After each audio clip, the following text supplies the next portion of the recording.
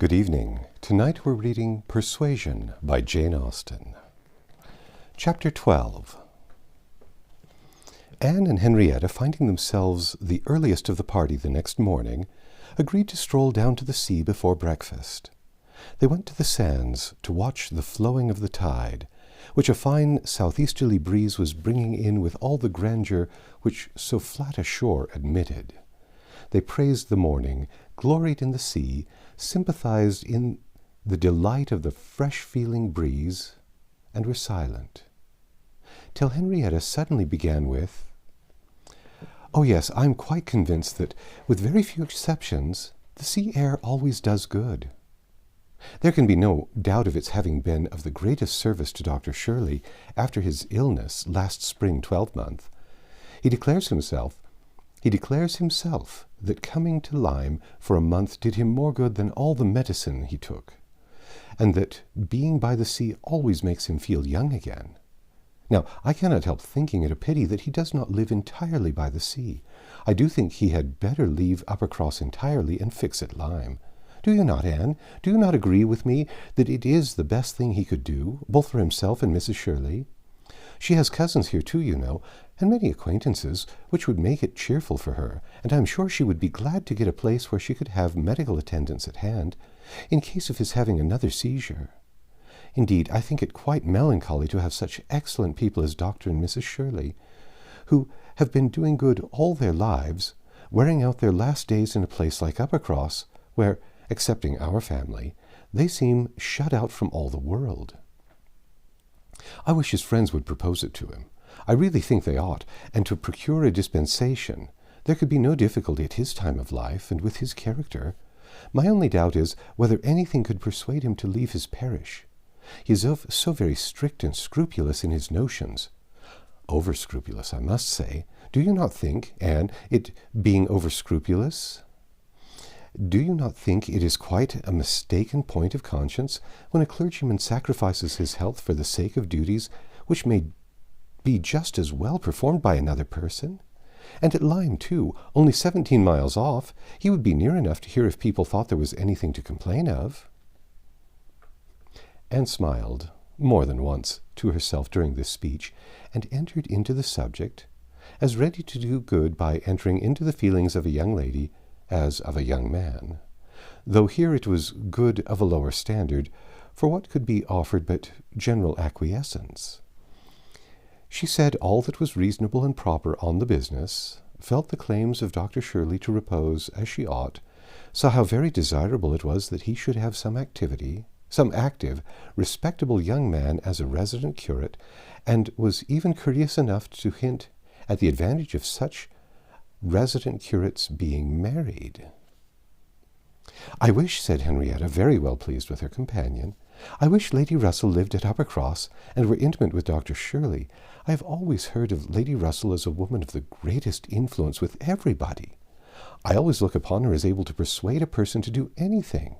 I am afraid of her, as I told you before, quite afraid of her, because she is so very clever, but I respect her amazingly, and wish we had such a neighbor at Uppercross."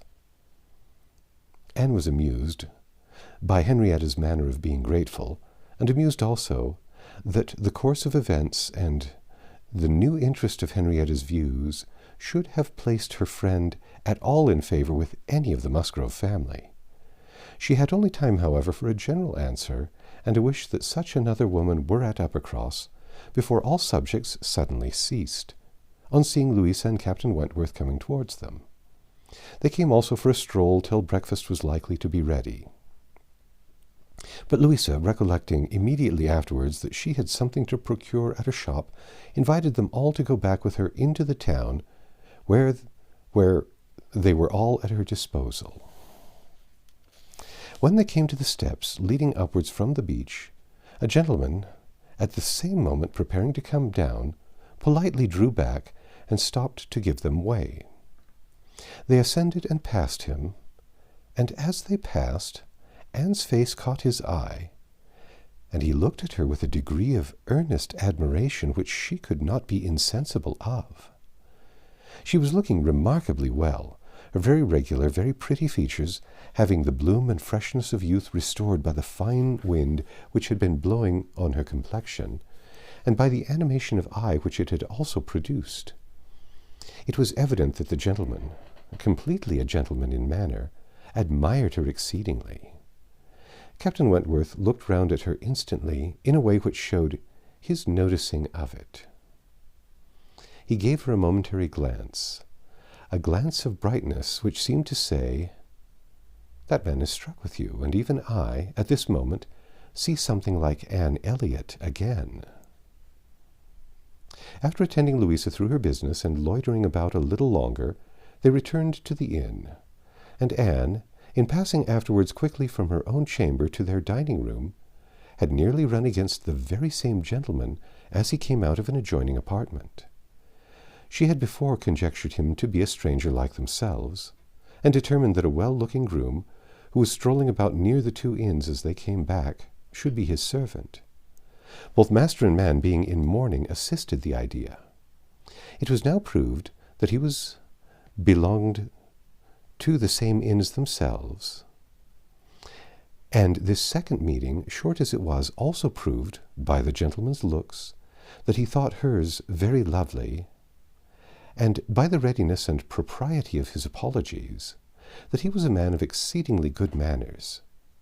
He seemed about 30, and though not handsome, had an agreeable person, and felt that she should like to know who he was. They had nearly done breakfast when the sound of a carriage, almost the first they had heard since entering Lyme, drew half the party to the window. It was a gentleman's carriage, a curricle, but only coming round from the stable-yard to the front door. Somebody must be going away. It was driven by a servant in mourning. The word curricle made Charles Musgrove jump up that he might compare it with his own. The servant in mourning roused Anne's curiosity, and the whole six were collected to look, by the time the owner of the curricle was to be seen issuing from the door, amidst the bows and civilities of the household, and taking his seat to drive off. "Ah," cried Captain Wentworth instantly, with half a glance at Anne, "it is the very man we passed." The Miss Musgroves agreed to it, and having all kindly watched him as far up the hill as they could, they returned to the breakfast table.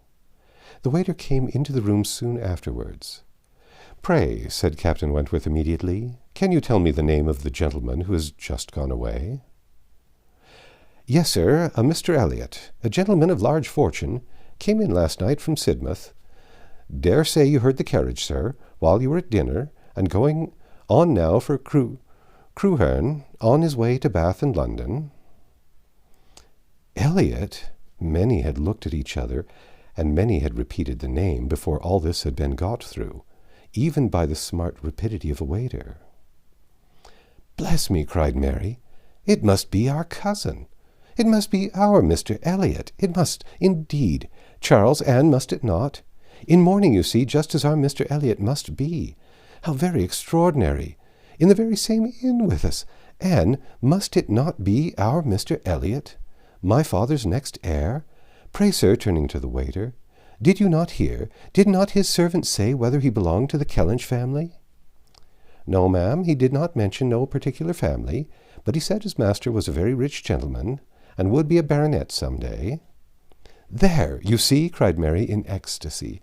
"Just as I said. Heir to Sir Walter Elliot. I am sure that would come out, if it was so. Depend upon it, that is a circumstance which his servants take care to publish wherever he goes. But, Anne, only conceive how extraordinary. I wish I had looked at him more. I wish we had been aware in time who he was, that he might have been introduced to us. What a pity that we should not have been introduced to each other. Do you think he had the Elliot countenance?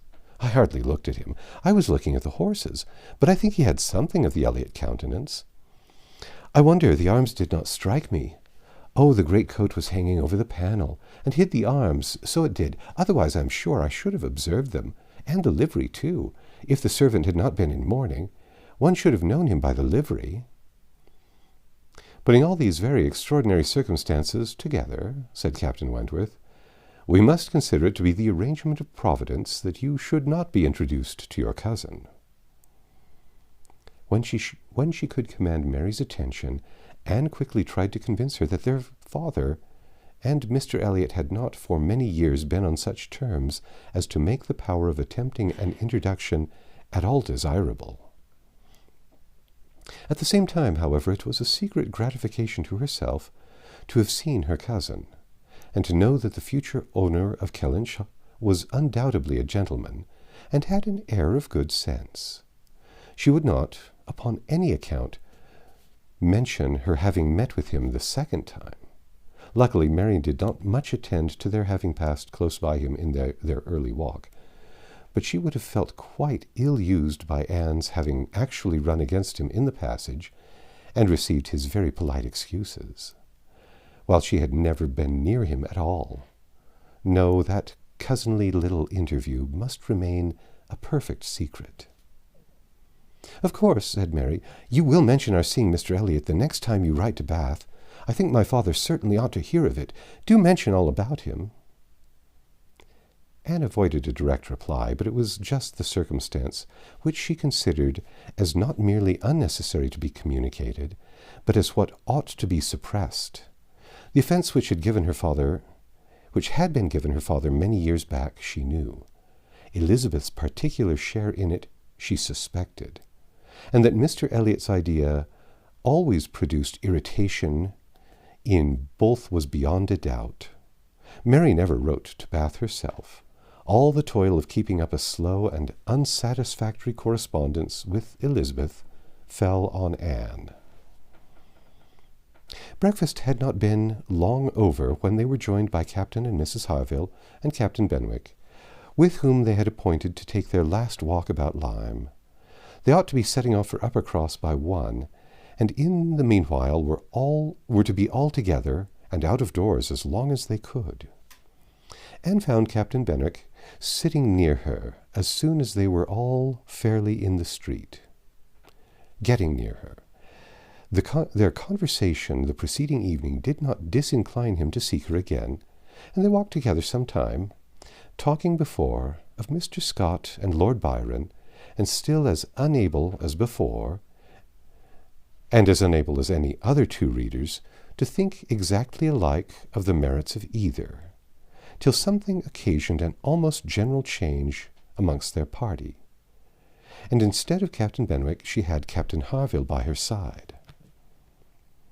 "Miss Elliot," said he, speaking rather low, "you have done a good deal in making that poor fellow talk so much. I wish he could have such company oftener. It is bad for him, I know, to be shut up as he is, but what can we do? We cannot part." "No," said Anne, "that I can easily believe to be impossible. But in time, perhaps. We know what time does in every case of affliction. And you must remember, Captain Harville, that your friend may yet be called a young mourner. Only last summer, understand." "Aye, true enough," with a deep sigh. "Only June. And not known to him, perhaps, so soon." "Not till the first week of August, when he came home from the Cape, just made into the Grappler. I was at Plymouth, dreading to hear of him. He sent in letters, but the Grappler was under orders for Plymouth. There the news must follow him. But who was to tell it? Not I. I would as soon have been run up to the yard-arm. Nobody could do it but that good fellow," pointing to Captain Wentworth. "The Laconia had come into Plymouth the week before. No danger of her being sent to sea again. He stood his chance for the rest, wrote up for leave of absence, but without waiting the return, travelled night and day till he got to Portsmouth, rode off to the Grappler that instant, and never left the poor fellow for a week. That's what he did, and nobody else could have saved poor James. You may think, Miss Elliot, whether he is dear to us." Anne did think on the question with perfect decision, and said as much in reply as her own feelings could accomplish, or as his seemed able to bear, for he was too much affected to renew the subject, and when he spoke again it was of something totally different. Mrs. Harville's giving it as her opinion that her husband would of quite walking enough by the time he reached home, determined the direction of all the party in what was to be their last walk. They would accompany them to their door, and then return and set off themselves. By all their calculations, there was just time for this. But as they drew near the cob, there was such a general wish to walk along it once more, all were so inclined, and Louisa soon grew so determined, that the difference of a quarter of an hour, it was found, would be no difference at all. So with all the kind leave-taking, and all the kind interchange of invitations and promises which may be imagined, they parted from Captain and Mrs. Harville at their own door, and still accompanied by Captain Benwick, who seemed to cling to them to the last, proceeded to make the proper adieu of the cob. Anne found Captain Benwick again drawing near her. Lord Byron's dark blue seas could not fail of being brought forward by their present view, and she gladly gave him all her attention, as long as attention was possible, for it was soon drawn, perforce, another way. There was too much wind to make the high part of the new cob pleasant for the ladies, and they agreed to get down the steps to the lower, and all were contented to pass quietly and carefully down the steep flight, excepting Louisa. She must be jumped down them by Captain Wentworth. In all their walks he had had to jump her from the stiles. The sensation was delightful to her. The hardness of the pavement for her feet made him less willing upon the present occasion. He did it, however. She was safely down, and instantly, to show her enjoyment, ran up the steps to be jumped down again. He advised her against it, thought the jar too great, but no, he reasoned and talked in vain. She smiled and said, "I am determined I will." He put out his hands. She was too precipitate by half a second. She fell on the pavement of the lower cob, and was taken up lifeless. There was no wound, no blood, no visible bruise, but her eyes were closed. She breathed not. Her face was like death. The horror of that moment to all who stood round. Captain Wentworth, who had caught her up, knelt with her in his arms, looking on her with a face as pallid as her own in an agony of silence. "She is dead! She is dead!" screamed Mary, catching hold of her husband, and contributing with his own horror to make him immovable. And in another moment, Henrietta, sinking under the conviction, lost her senses too, and would have fallen on the steps, but for Captain Benwick and Anne, who caught and supported her between them. "Is there no one to help me?" were the first words which burst from Captain Wentworth, in a tone of despair, as if all his own strength were gone. Go to him," cried Anne. "For heaven's sake, go to him. I can support her by myself. Leave me and go to him. Rub her hands, rub her temples. Here are salts. Take them, take them." Captain Benwick obeyed, and Charles at the same moment disengaging himself from his wife. They were both with him, and Louisa was raised up and supported more firmly between them, and everything was done that Anne had prompted, but in vain. While Captain Wentworth, staggering against the wall for his support, exclaimed in the bitterest agony, "O God, her father and mother!" "A surgeon," said Anne. He caught the word. It seemed to rouse him at once, and saying only, "True, true, a surgeon this instant," was darting away, when Anne eagerly suggested, "Captain Benwick, would it not be better for Captain Benwick? He knows where a surgeon is to be found." Everyone capable of thinking felt the advantage of the idea, and in a moment, it was all done in rapid moments, Captain Benwick had resigned the poor corpse-like figure entirely to the brothers' care, and was off for the town with the utmost rapidity. As to the wretched party left behind, it could scarcely be said which of the three, who were completely rational, was suffering most. Captain Wentworth, Anne, or Charles, who, really a very affectionate brother, hung over Louisa with sobs of grief, and could only turn his eyes from one sister to see the other in a state as insensible, or to witness the hysterical agitations of his wife, calling on him for help which he could not give.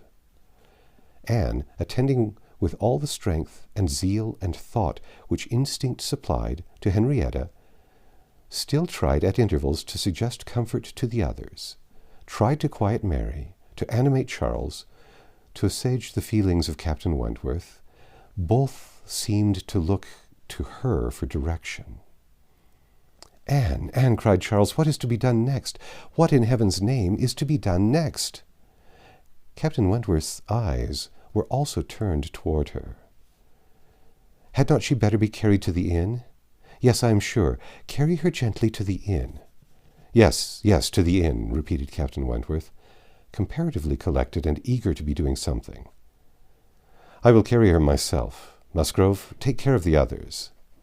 By this time the report of the accident had spread among the workmen and boatmen about the Cobb, and many were collected near them, to be useful if wanted, at any rate to enjoy the sight of a dead young lady, nay, 2 dead young ladies, for it proved twice as fine as the first report. To some of the best-looking of these good people Henrietta was consigned, for though partially revived, she was quite helpless, and in this manner, Anne walking by her side and Charles attending to his wife, they set forward, treading back with feelings unutterable, the ground which so lately, so very lately, and so light of heart they had passed along. They were not off the Cobb before the Harvilles met them. Captain Benwick had been seen flying by their house with a countenance which showed something to be wrong, and they had set off immediately, informed and directed as they passed towards the spot. Shocked as Captain Harville was, he brought senses and nerves that could be instantly useful, and a look between him and his wife decided what was to be done. She must be taken to their house. All must go to their house, and wait the surgeon's arrival there. They would not listen to scruples. He was obeyed. They were all beneath his roof, and while Louisa, under Mrs. Harville's direction, was conveyed upstairs and given possession of her own bed, assistance, cordials, restoratives were supplied by her husband to all who needed them. Louisa had once opened her eyes, but soon closed them again, without apparent consciousness. This had been a proof of life, however, of service to her sister, and Henrietta, though perfectly incapable of being in the same room with Louisa, was kept, by the agitation of hope and fear, from a return of her own insensibility. Mary, too, was growing calmer. The surgeon was with them almost before it had seemed possible. They were sick with horror while he examined, but he was not hopeless. The head had received a severe contusion, but he had seen greater injuries recovered from. He was by no means hopeless. He spoke cheerfully. That he did not regard it as a desperate case, that he did not say a few hours must end it, was at first felt beyond the hope of most, and the ecstasy of such a reprieve, the rejoicing, deep and silent after a few fervent ejaculations of gratitude to heaven had been offered, may be conceived. The tone, the look with which, thank God, was uttered by Captain Wentworth, Anne was sure could never be forgotten by her, nor the sight of him afterwards, as he sat near a table, leaning over it with folded arms and face concealed, as if overpowered by the various feelings of his soul, and trying by prayer and reflection to calm them. Louisa's limbs had escaped. There was no injury but to the head. It now became necessary for the party to consider what was best to be done, as to their general situation. They were now able to speak to each other and consult. That Louisa must remain where she was, however distressing to her friends, to be involving the Harvilles in such trouble, did not admit a doubt. Her removal was impossible. The Harvilles silenced all scruples and, as much as they could, all gratitude. They had looked forward and arranged everything before the others began to reflect. Captain Benwick must give up his room to them and get a bed elsewhere, and the whole was settled. They were only concerned that the house could accommodate no more, and yet, perhaps by putting the children away in the maid's room, or swinging a cot somewhere, they could hardly bear to think of not finding room for 2 or 3 besides. Supposing they might wish to stay, though with regard to any attendance on Miss Musgrove, there need not be the least uneasiness in leaving her to Mrs. Harville's care entirely. Mrs. Harville was a very experienced nurse, and her nursery maid, who had lived with her long and gone about with her everywhere, was just such another. Between those two he could want no possible. She could want no possible attendance by day or night, and all this was said with the truth and sincerity of feeling irresistible. Charles, Henrietta, and Captain Wentworth were the three in consultation, and for a little while it was only an interchange of perplexity and terror. Uppercross, the necessity of someone's going to Uppercross, the news to be conveyed, how it could be broken to Mr. and Mrs. Musgrove, the lateness of the morning, an hour already gone since they ought to have been off, the impossibility of being in tolerable time. At first they were capable of nothing more to the purpose than such exclamations, but after a while Captain Wentworth, exerting himself, said, "We must be decided, and without the loss of another minute. Every minute is valuable. Someone must resolve on being off for Uppercross instantly. Musgrove, either you or I must go." Charles agreed, but declared his resolution of not going away. He would be as little encumbrance as possible to Captain and Mrs. Harville, but as to leaving his sister in such a state, he neither ought nor would. So far it was decided, and Henrietta at first declared the same. She, however, was soon persuaded to think differently. The usefulness of her staying, she, who had not been able to remain in Louisa's room, or to look at her without sufferings which made her worse than unwilling to be away, till, touched by the thought of her father and mother, she gave it up. She consented. She was anxious to be at home. The plan had reached this point when Anne, coming quietly down from Louisa's room, could not but hear what followed, for the parlour door was open. "Then it is settled, Musgrove," cried Captain Wentworth, "that you stay, and that I take care of your sister home. But as to the rest, as to the others, if one stays to assist Mrs. Harville, I think it need be only one. Mrs. Charles Musgrove will, of course, wish to get back to her children, but if Anne will stay, no one so proper, so capable as Anne." She paused a moment to recover from the emotion of hearing herself so spoken of. The other two warmly agreed to what he said, and then she appeared. "You will stay, I am sure. You will stay and nurse her," cried he, turning to her and speaking with a glow, and yet a gentleness, which seemed almost restoring the past. She coloured deeply, and he recollected himself and moved away. She expressed herself most willing, ready, happy to remain. It was what she had been thinking of and wishing to be allowed to do. A bed on the floor in Louisa's room would be sufficient for her, if Mrs. Harville would but think so. One thing more, and all seemed arranged.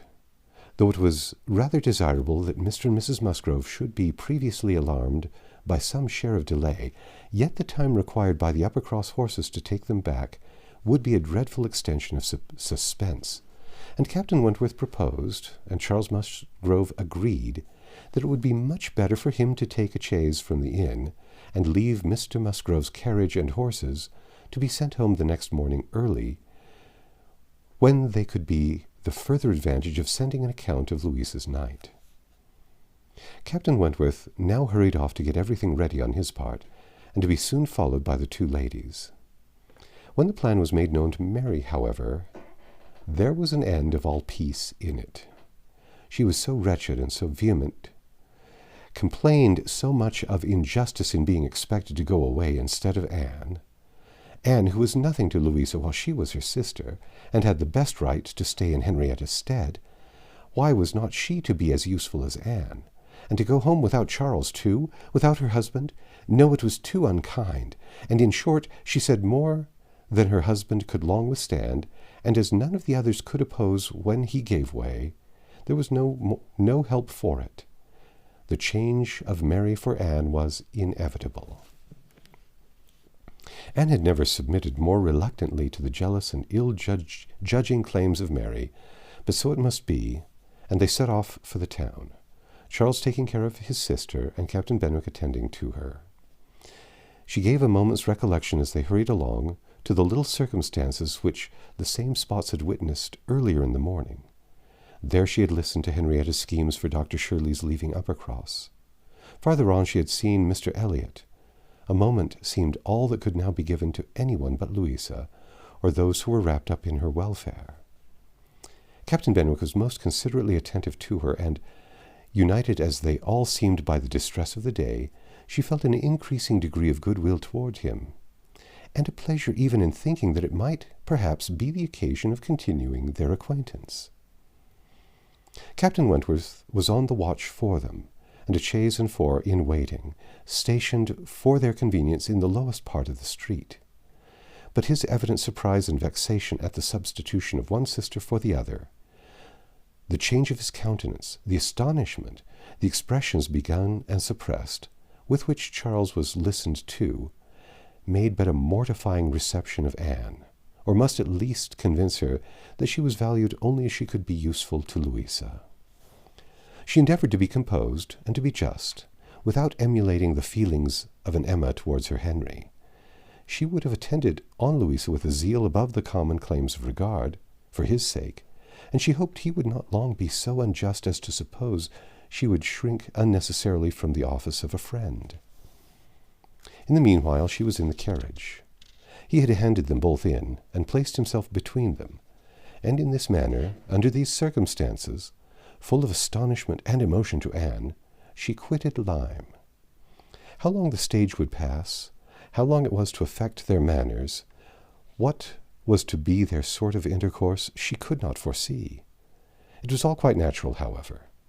He was devoted to Henrietta, always turning towards her, and when he spoke at all, always with the view of supporting her hopes and raising her spirits. In general, his voice and manner were studiously calm. To spare Henrietta from agitation seemed the governing principle. Only once, when she had been grieving over the last ill-judged, ill-fated walk to the Cobb, bitterly lamenting that it had ever been thought of, he burst forth, as if wholly overcome. "Don't talk of it, don't talk of it," he cried. "O God, that I had not given way to her at that fatal moment! Had I done as I ought, but so eager and so resolute! Dear, sweet Louisa!"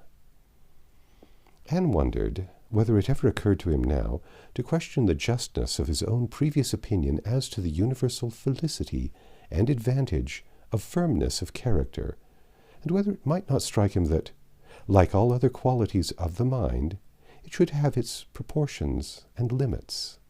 She thought it could scarcely escape him to feel that a persuadable temper might sometimes be as much in favor of happiness as a very resolute character. They got on fast. Anne was astonished to recognize the same hills and the same objects so soon. Their actual speed, heightened by some dread of the conclusion, made the road appear but half as long as on the day before. It was growing quite dusk, however, before they were in the neighborhood of Uppercross, and there had been total silence among them for some time. Henrietta, leaning back in the corner, with a shawl over her face, giving the hope of her having cried herself to sleep, when, as they were going up their last hill, Anne found herself all at once addressed by Captain Wentworth. In a low, cautious tone he said, "I had been considering what we had best do. She must not appear at first. She could not stand it. I've been thinking whether you had not better remain in the carriage with her while I go in and break it to Mr. and Mrs. Musgrove. Do you think this is a good plan?" She did. He was satisfied and said no more. But the remembrance of the appeal remained a pleasure to her, as a proof of friendship, and of deference for her judgment, a great pleasure. And when it became a sort of parting proof, its value did not lessen. When the distressing communication at Uppercross was over, and he had seen the father and mother quite as composed as could be hoped, and the daughter all the better for being with them, he announced his intention of returning in the same carriage to Lyme, and when the horses were baited, he was off. That's the end of chapter 12. Come back tomorrow and we'll read chapter 13.